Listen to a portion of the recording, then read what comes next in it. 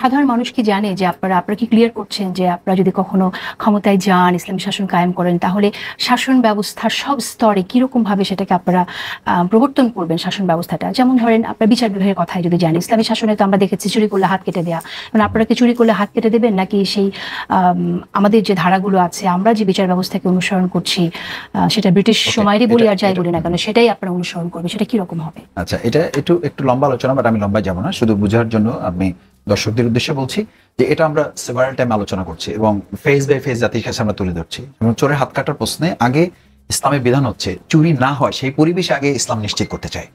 যদি হয়, রাসূল সাল্লাল্লাহু আলাইহি ওয়াসাল্লাম বলেছেন যে চুরি হয়েছে, ওই চোরের হাত কাটার আগে তোমাকে দেখতে হবে যে সে চুরির পরিবেশটা কেন হলো, সেই দায়িত্ব রাষ্ট্র নিয়েছে কিনা, খুবই ইম্পর্টেন্ট। কিন্তু দুই হচ্ছে যে বিচার ব্যবস্থার কথা বা যেটা বলেছেন, ইসলামের বিধানটা হচ্ছে গ্রাজুয়াল।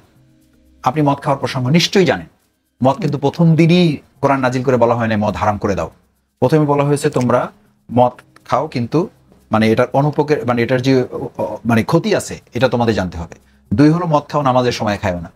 তিন হলো খাও কিন্তু নিজে যেন কন্ট্রোল থাকতে পারো।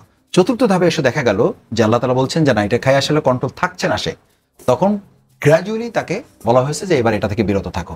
সুতরাং ইসলামী রাষ্ট্রের ব্যবস্থাটা এই নয় যে আজকে ইসলাম ক্ষমতায় আসলো কালকে হাত কাটা শুরু হয়ে গেল। ইসলামী রাষ্ট্রের বিধানটাই হচ্ছে এটা একটা মোটিভেশনাল রিলিজিয়ান। এটা আপনাকে এরপর প্রশাসনিক কাঠামোটা ওরকম হবে, যে কাঠামোতে একজন মানুষ উৎসাহিত হবে, উদ্বুদ্ধ হবে। দেখেন ইসলামের বিধানটা সেরকমই ছিল, যে জামানায় রেপ করা, মানুষের ইজ্জত নষ্ট করা ছিল জাহিলি যুগের কাজ। সেই যুগে ওমর রাদিয়াল্লাহু তাআলা ইসলাম কবুল করে সে দায়িত্ব নিয়েছে যে এই মহিলাকে, এই যুবতী সুন্দরী অথচ কিছুটা অর্ধলঙ্গ টাইপের, বাট ওমর রাদিয়াল্লাহু তাআলা দায়িত্ব নিয়ে বলেছেন আমি তাকে বাড়িতে পৌঁছে দেবো, বাট আমি তার সামনে থাকবো যেন তার দিকে আমার চোখ না পড়ে, আবার সে যেন আমার থেকে অনিরাপদ হয়ে কারো হাতের বস্তুতে পরিণত হয়। দিস ইজ ইসলাম। সুতরাং এই ইসলাম নিয়ে কনফিউশন আছে বলে আমি মনে করি না। আপনার কাছে শুনতে চাই, ইসলামী শাসন কায়েম করার জন্য আমার তো মনে হয় অনেকেই বলবেন এটা যে ইসলামী বিপ্লব করে তারপর হয়তো ইসলামী শাসন কায়েম করতে পারে, কিন্তু বিপ্লব না করে নির্বাচনের মধ্য দিয়ে, ভোটের মধ্য দিয়ে আমাদের প্রচলিত ব্যবস্থায় লিবারেল পলিটিক্সের কথা যেটা আমরা জানি, সেই মধ্য দিয়ে গিয়ে ইসলামী শাসন কায়েমের যেটা কথা বলছি, সেটা আপনি কিভাবে দেখছেন? আসলে দেখুন, আমরা দেখতে পাচ্ছি যে ইসলামী দলগুলো এক হওয়ার চেষ্টা করছে এবং তাদের এক ধরনের প্রভাব প্রতিপত্তি আমরা দেখতে পাচ্ছি গত 11 মাসে, বিশেষ করে হাসিনা পালিয়ে যাওয়ার পরে। এবং আপনি যেমনটি প্রশ্ন করেছিলেন যে 4টি দলের মধ্যে ইসলামী শাসনতন্ত্র গিয়েছেন, এর ভেতরেই আমি একটি দ্বিচারিতা দেখতে পাই। ধরেন আওয়ামী লীগ খারাপ, জাতীয় পার্টি ফ্যাসিবাদের দোসর, তাহলে ইসলামী শাসনতন্ত্র আন্দোলন কি? কিন্তু আমার যেহেতু ওখানে পুঁজি আছে এবং আমরা যেহেতু তার সাথে জোটবদ্ধ হলে আমার ভোটের সংখ্যা বাড়বে, ওই কারণে আমি ওখানের ব্যাপারে চুপ আছি। অথচ তারা ধারাবাহিকভাবে, নিয়মিতভাবে শেখ হাসিনার অধীনস্থ হয়ে নির্বাচনগুলোয় অংশ নিয়েছিল। রাজনৈতিক দলগুলোকে এই জায়গাটি আগে পরিষ্কার করতে হবে যে আপনার স্বার্থে যায় এমন হলে সে আর দোষর না, আপনার স্বার্থে যায় না তাহলে দোষর। কথাটা এই জন্য বলছি যে আমরা অনেক ধরনের শব্দ আবিষ্কার করেছি। ধরেন নির্বাচনী জোট, যখনই বেকায়দায় পড়বে, যখনই দেখবে এই দল আর এই দল একসাথে থাকতে পারে না, এটা বিএনপিকে আমরা একসময় বলতে শুনেছি, নির্বাচনী জোট করেছি। তো এখন ওনারাও নিশ্চয়ই বলবেন আমরা নির্বাচনী জোট করেছি, কেননা ওনারা দোষর ছিলেন হয়তো, কিন্তু আগামীতে হবেন না, আমাদের নির্বাচন হলে তারা ভালো হয়ে যাবেন, এরকম। আরেকটি জিনিস হচ্ছে যে আপনি মোটিভেশনের কথা তো বললেন আমাদের, না মোটিভেশনের একটু পরে আসি। আরেকটি হচ্ছে যে দেখুন, আমরা একটি নাগরিক অধিকার পূর্ণ গণতান্ত্রিক বাংলাদেশের স্বপ্ন দেখি। এই যে বাংলাদেশ ব্যাংক যে পোশাক আশাকের ব্যাপারে একটি মেমো দিল, তারপরে কয়েক ঘন্টার মধ্যে কেন প্রত্যাহার করলো? কারণ মানুষ বলল যে আমার কাপড় চোপড় আপনাকে ঠিক করতে হবে না, আমার যথেষ্ট জ্ঞান বুদ্ধি আছে এই ব্যাপারে চলার। এখন এই দলগুলো যারা ইসলামী শাসন কায়েম করতে চায় তাদেরকে সম্পর্কে কিন্তু আমার 1000টা প্রশ্ন আছে, কেননা এটিকে নাগরিক অধিকার কেড়ে নিবে কিনা। আবার দেখুন, এর মধ্যে কেউ কেউ বলতে শুরু করেছে আমরা আফগানিস্তান কায়েম করার জন্য এসেছি। আফগানিস্তানের অবস্থা আমরাও জানি, সবাই জানে। কাজেই ভবিষ্যৎ বাংলাদেশ আগের চেয়েও অনিরাপদ, আগের চেয়েও অধিকারহীন এবং আগের চেয়েও পশ্চাৎমুখী হবে কিনা এই প্রশ্ন আমি চাই তারা কোনো রকমের রাগঢাক না করে তাদের মতলবটি বাজারে মার্কেটিং করুক এবং ভোটাররা জেনে শুনে তাদেরকে হয় ভোট দিক অথবা ভোট না দিক। আমার মনে হয় কোনো রাগঢাক তো নেই। ডক্টর শফিকুল ইসলাম মাসুদ তো আপনি বলছেন যে স্পষ্টতই বললেন যে তারা ক্ষমতায় গেলে ইসলামী শাসন কায়েম করবেন, রাগঢাকের কোনো কিছু না। রাগঢাকের কথা এই জন্য বলছি যে আগামীতে যখন নির্বাচনী পরিবেশটি তৈরি হবে তখন যেন তাদের সব, দেখুন আমি কেন রাগঢাকের কথা বলছি, সোহরাওয়ার্দী উদ্যানে ওই দিন যে সমাবেশটি হলো তার মূল প্রতিপাদ্য হচ্ছে দুর্নীতি বিরোধী শাসন। কই সেখানে তো ইসলামী শাসনের কথা বলেনি।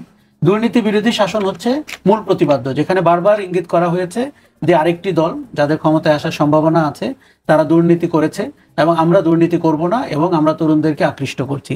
যদিও জামাতে ইসলামী এখন ওই পরীক্ষা দেয়নি যে তারা শাসন ক্ষমতা পেয়েছে এবং দুর্নীতি করেনি। তাদের দুজন মন্ত্রী ছিল, কিন্তু দুজন মন্ত্রী থাকা আর সরকার 5 বছরের জন্য পরিচালনা করতে পারা। আরো একটি বিষয়, আপনি কি অর্থনৈতিক দুর্নীতির কথা বলবেন না নৈতিক দুর্নীতি? ধরেন আমাদের খুব সহজ হচ্ছে কে টাকা পয়সা চুরি করলো, এই দেশের লোকগুলো আবার ওগুলাই করতে বেশি পারদর্শী।